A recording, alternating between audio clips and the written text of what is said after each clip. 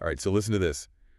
We're going deep into solar power today. Ooh, solar power. But with a twist. Okay. We're going all the way to Nigeria. Nigeria. We found this YouTube video. Yeah. It's a review from a guy who's been running his own solar setup for 5 months now. And he's giving us the real deal, what it's actually like to live with solar. Interesting. You know? So have you ever wondered if solar could actually work where you live? It's a good question. Well, we're going to find out. Yeah, let's find out. The cool thing is we get to see it in action, right? Not just the theory. Right. This isn't some marketing campaign. This is a real person. Real world, yeah. Talking about cost savings and even some surprises along the way. I like surprises. And speaking of surprises, this guy spent over 7 million Naira on this setup. Wow. That's like buying a decent used car. Yeah, that's a serious investment. So let's break it down. What's he got? He's got a Huawei inverter, Okay. lithium iron phosphate batteries. Those are becoming pretty popular. We'll get back to those later. They're pretty neat. And 9 solar panels soaking up all that Nigerian sunshine. Nice. That initial cost is definitely something else. Yeah. And, you know, the source even mentions how much it's gone up in just 5 months because of inflation. Oh, wow.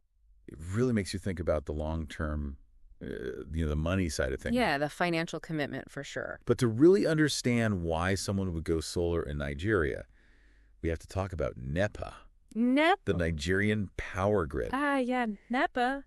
It's infamous. I mean, everybody's heard stories, right, about unreliable power in certain areas. Exactly. Our source was paying like around 50,000 Naira for 178 kilowatt hours of electricity before going solar. Wow.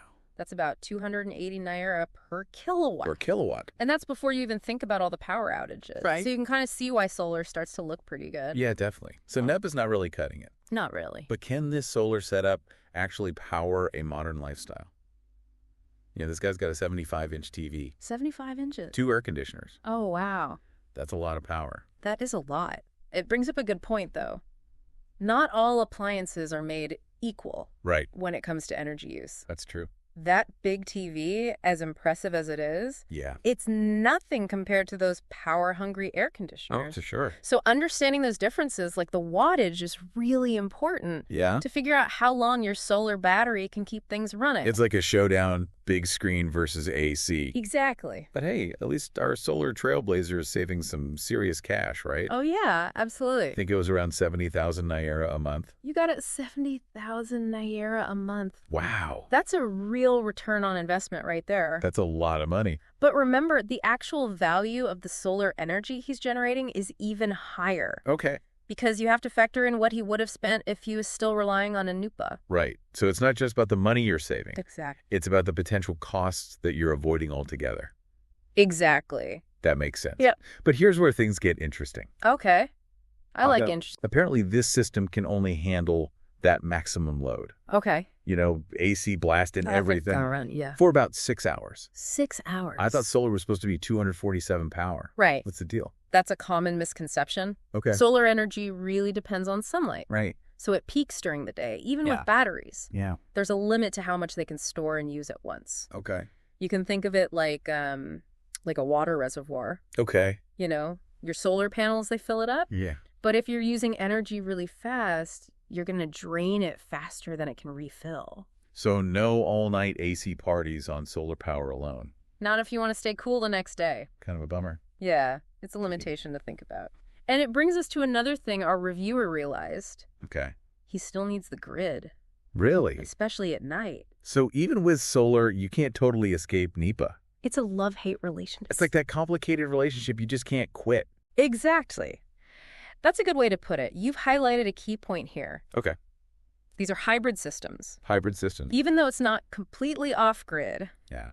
being tied to the grid still gives you a safety net.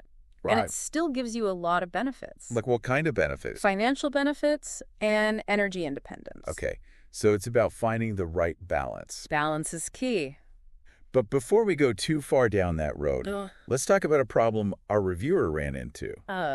He had a communication error with his inverter, which sounds a little scary. Yeah, that doesn't sound good. But here's where technology comes in.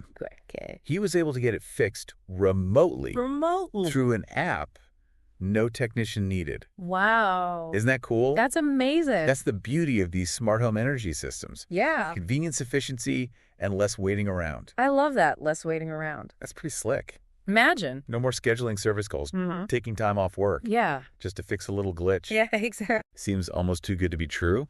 Almost. Was he worried about reliability at all? That's a good question. He didn't mention any concerns in the video. Yeah. But it's definitely worth thinking about. Yeah. You know, as much as we all love technology, there's always that question. What happens when it breaks? What happens when it doesn't work perfectly? Right. That's true. But before we get into potential downsides, let's zoom out a little bit. Okay.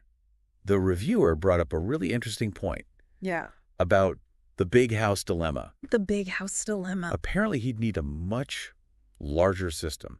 Okay. Maybe even double the size to Wow. power a bigger house. That makes sense. And that brings us back to the cost. Yeah, cost is a big factor. Doubling the system means doubling the investment. Exactly. Not everyone has the resources for that, especially for a larger home. Yeah, that's a lot of money. $7 million.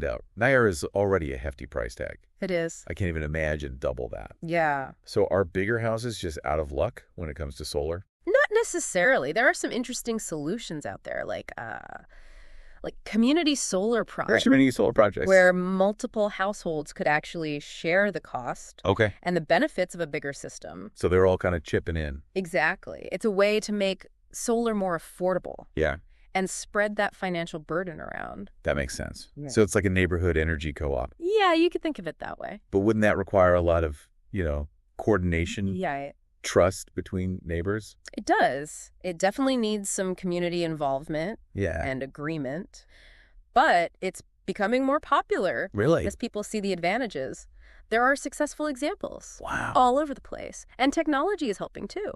Okay. How so? Advancements in battery technology could make those larger off-grid systems more affordable. So maybe someday we'll have super efficient batteries. Right. That can power a whole neighborhood. It's possible. Even during those long Nigerian nights. It's an exciting thought. It is. But let's not get ahead of ourselves. Thinking about a system this valuable, Yeah. it makes you wonder about security. Security is important. What if someone decides to steal those shiny solar panels? That's a valid concern, especially with how much these systems cost. Yeah, for sure. So let's talk security measures. Okay. What can people do to protect their setup? Well, the easiest thing is installing it indoors if you can. Right, out of sight, out of mind. Exactly. But if that's not an option, Yeah. there are other things you can do. Like what? Like a good security system with alarms and cameras. Okay, that makes sense. And get this. Our source even suggested GPS trackers? GPS trackers. Like you'd use for a phone or a laptop Really? that you could hide in the system. So you could track your stolen solar panels. You could. Like a missing phone. Pretty much. It's pretty clever. That is pretty clever. But I guess that's another monthly cost. It is a trade-off. Right. But for some people, that peace of mind might be worth it. Yeah, I can see that. Speaking of things we haven't really talked about, Yeah. you mentioned those lithium iron phosphate batteries before. I did. What's so special about them? They're different from the lithium-ion batteries Yeah. that you find in like phones and laptops. Right. And for a place like Nigeria with its climate, they have some big advantages. Okay, like what? Well, they last longer, for one. Okay. They can handle more charges before you need to replace them. So longer lifespan? Longer lifespan, and they're safer too. Safer? How so? They're less likely to overheat. Okay. You know those battery fires you sometimes hear about? Right. They're less prone to that. And they handle high temperatures much better. So they last longer, they're safer, and they can take the heat. Exactly. There. Perfect for a place like Nigeria. It sounds like it.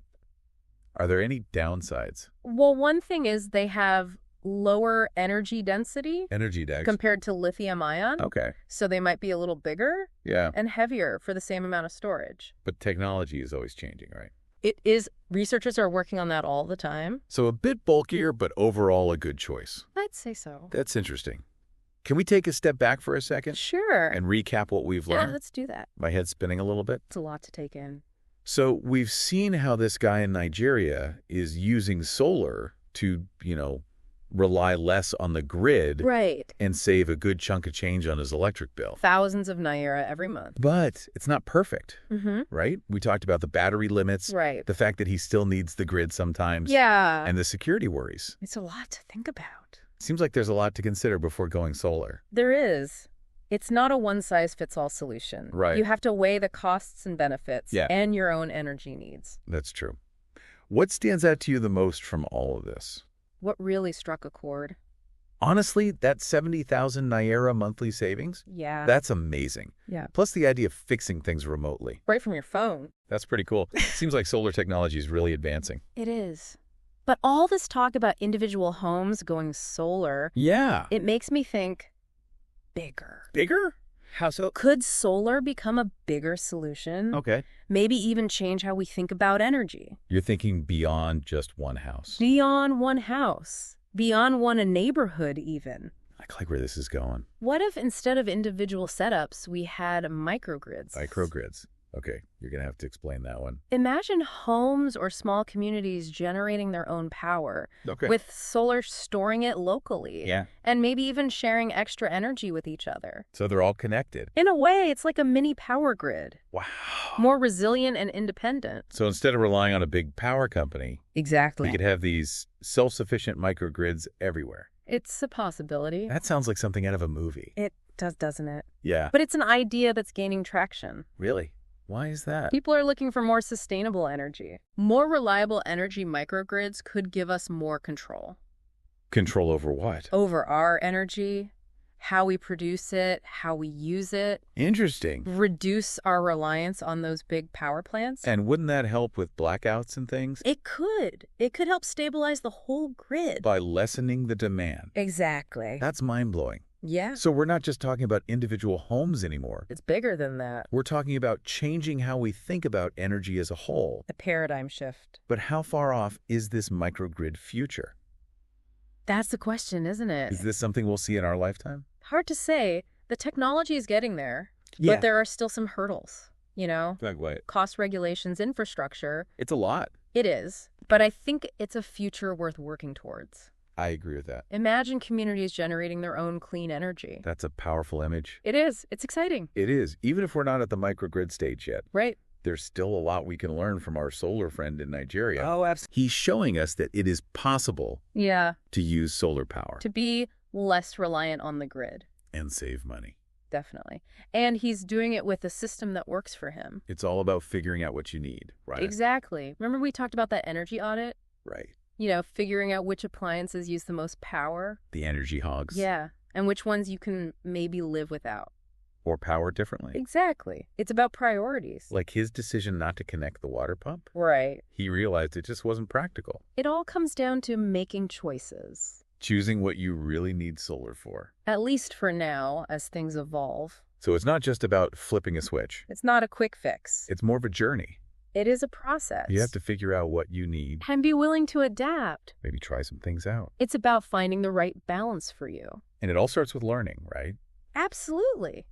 Understanding how solar works. Yeah. The different systems, the factors involved. So do your research. Talk to the expert. Ask questions. That's what we're all about. Empowering you with knowledge. So you can make good decisions. And hey, if you decide to go solar, let us know. We want to hear about it. Maybe we'll even feature you on the show. Absolutely. Well, I think we've covered a lot today. We have, from NEPA struggles to microgrids. It's been quite a ride. It has been. It just goes to show. What's that? Exploring new ideas can lead to amazing conversations. And open up new possibilities. Exactly. Thanks for joining us, everyone. We appreciate you listening. Remember, knowledge is power. Especially when it comes to the future. A brighter, more sustainable future. Until next time, keep exploring. Stay curious. And keep those deep dive requests coming. And who knows, maybe one day we'll all be living in that solar-powered microgrid paradise. It could happen. Until then, stay energized.